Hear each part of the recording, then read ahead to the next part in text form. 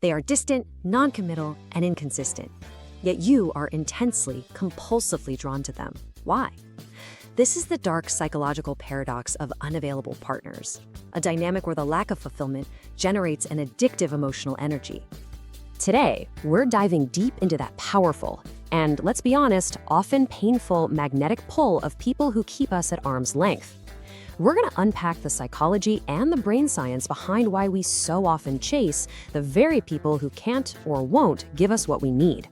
And you'll see how this dynamic is way less about love and much more about a predictable neurological trap. So here's how we're going to break it all down today. We'll start by looking at the paradox itself. Then we'll define who's actually involved in this dynamic. From there, we'll get into the addictive nature of the chase, the hidden motivations behind it all, and, most importantly, how you can start to rewire your brain to break free. And we'll wrap up by looking at what a real foundation of love actually is. All right, first up, the dangerous paradox. This is all about that central conflict, right? That massive disconnect between what our logical brain knows it wants and what our emotions just compulsively chase after. It's confusing because, on the surface, it makes absolutely no sense. I mean, think about it. You know exactly what you want in a partner. Stability, presence, consistency, we all have that mental list. And yet, who triggers that intense, all-consuming, can't stop thinking about them feeling? So often, it's the complete opposite of our list. It's that feeling of electricity, of urgency, of a challenge to be won, and it's almost always aimed at someone who is emotionally out of reach. Look, this isn't just a simple mistaken judgment. It's a deeply ingrained psychological pattern, and to get it, we've got to understand the key players involved. So to really crack this paradox open, we need to define the two roles that create this whole magnetic mess. You've got the person who creates the distance, and then you have the person who feels this overwhelming compulsion to close that gap. Once you see these two parts clearly, you start to realize this probably isn't some unique, star-crossed romance.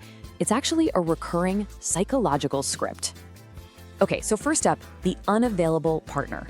And let's be super clear here. Their distance, it's not just a personality quirk, it's a strategy. Whether they know they're doing it or not, that emotional non-commitment serves a purpose. It keeps you guessing, it keeps you trying, and it keeps you completely invested. They're vague about the future, their communication is all over the place, hot one day, cold the next. They create this emotional void that you feel this desperate need to fill, and just like that, their attention becomes the ultimate prize. Now, for this dynamic to really catch fire, you need a certain kind of fuel. And that fuel is very often what's known as an anxious attachment style. This is a pattern that usually gets baked in during childhood, maybe from inconsistent caregiving. And it leaves you with this deep, deep need for connection and approval just to feel okay. People with this style are like emotional smoke detectors. They're incredibly sensitive to the slightest sign of someone pulling away. It triggers a primal fear of abandonment, and they will work like crazy to close that distance just to feel secure again. And right there, that's the toxic lock-and-key fit. For someone with an anxious attachment style, an unavailable partner's distance, well, it feels strangely familiar. It clicks right into a core belief they might not even know they have, that love isn't just given to you. Nope, it has to be earned, chased, and fought for. And all that anxiety and uncertainty, the brain mislabels it as passion, as intensity. The struggle itself starts to feel exactly like love.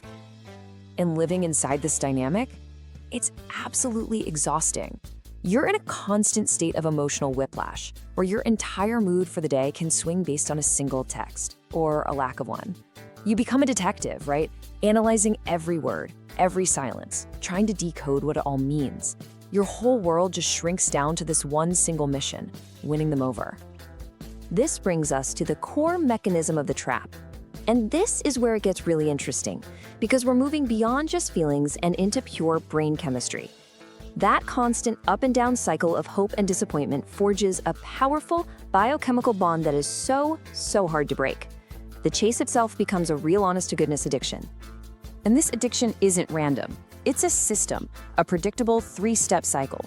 It starts with a psychological trigger, then it hooks you with a chemical reward for chasing. And finally, it locks you in with a little mental trick where you blame yourself, making sure the cycle just keeps on spinning. It all starts with something called the scarcity trigger. It's a basic rule of human psychology. When something is rare or hard to get, its perceived value skyrockets. In this dynamic, the scarce resource is the unavailable partner's attention and affection. Because you get it so rarely and so unpredictably, your brain labels it as incredibly valuable, way more valuable than the steady, reliable attention from someone who's always there. Okay, now this next part is absolutely crucial. This is the pursuit and dopamine trap. Your brain starts giving you a reward, that little hit of dopamine, not for actually connecting with the person, but for the act of chasing them. Every time you strategize, send that perfectly crafted text, or analyze their behavior, boom, dopamine. You are literally getting a chemical reward for the pursuit itself, which makes the chase feel way more exciting than a calm, stable relationship ever could.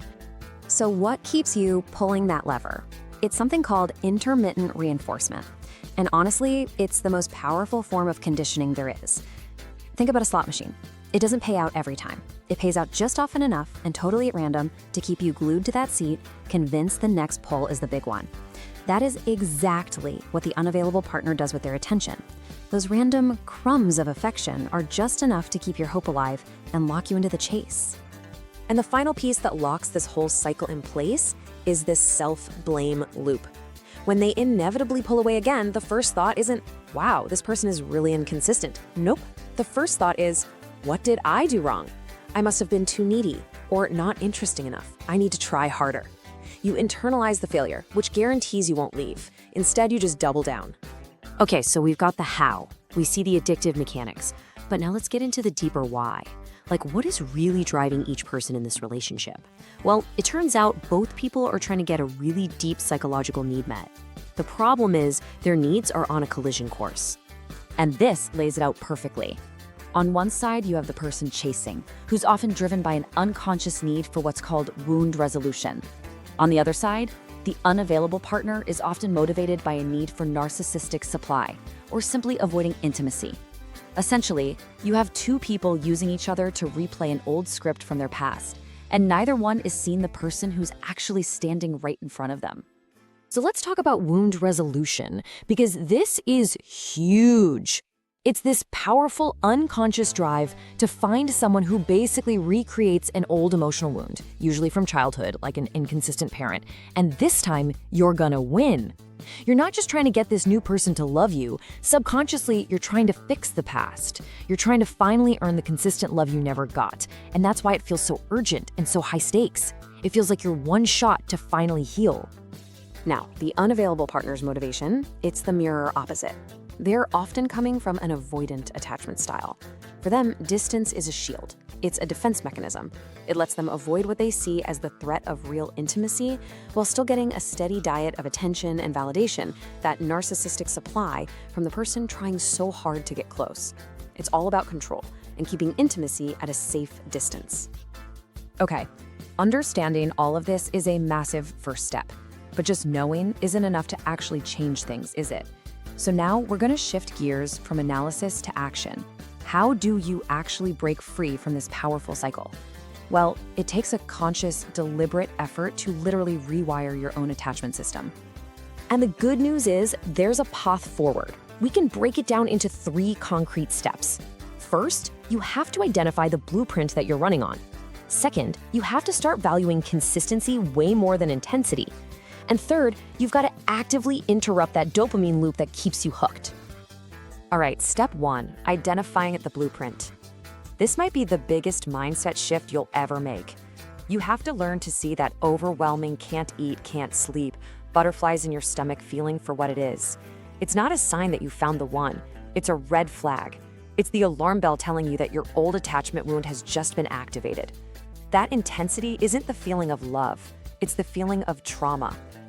Step 2 is about becoming ruthless in a good way.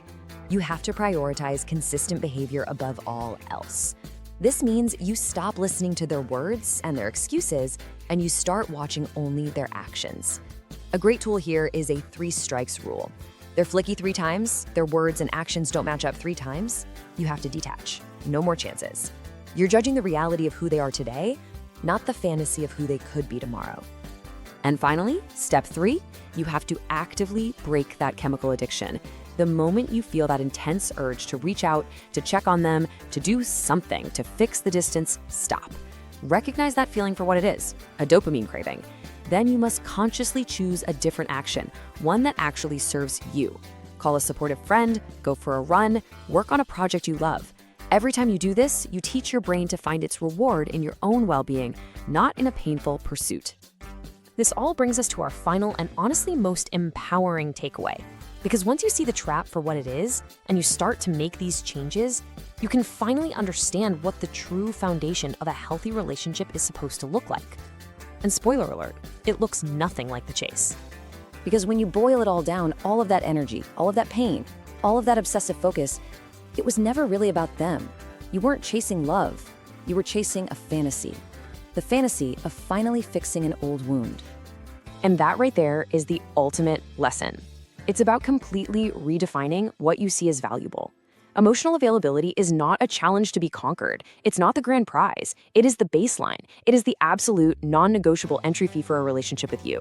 It's the solid ground you build on. Anything less is just a distraction. In the end, chasing someone who's unavailable is a game where you're the only one really playing.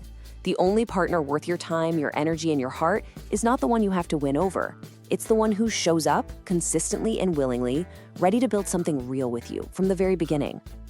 So, what are you choosing? A healthy connection or a painful fantasy? It's crucial to remember the dangerous appeal of unavailable partners isn't magic, it's a mechanism. It's driven by the scarcity principle, activating your own anxious attachment. The pattern is always the same. Their distance creates a dopamine trap in your brain that fuels a compulsive chase, which is really a quest for wound resolution. But awareness is what breaks the cycle. By identifying that old blueprint and demanding behavioral consistency, you take back control. You stop chasing a fantasy and start choosing real, available love.